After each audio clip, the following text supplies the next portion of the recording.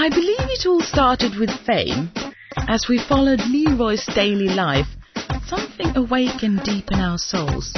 And on top of that, Flashdance came just a couple of years later.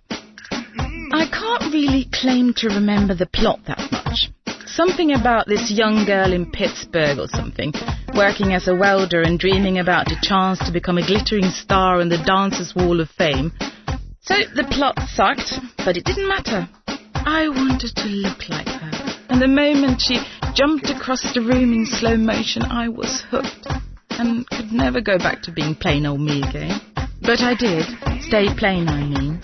But as most of us were accepting mediocrity, the movie industry struck again.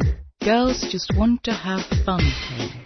The title itself is brilliant. How decadent. How provoking. How true.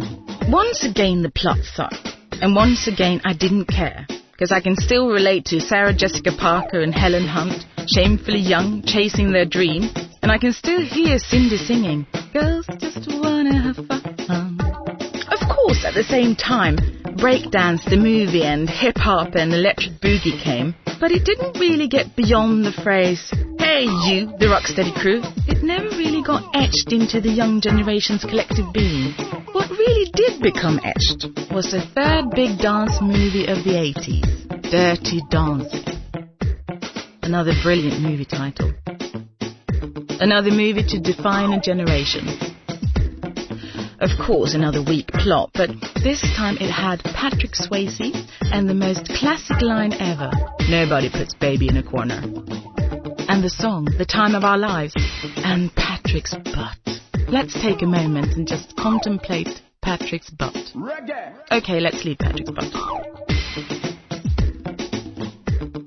Yes, Travolta.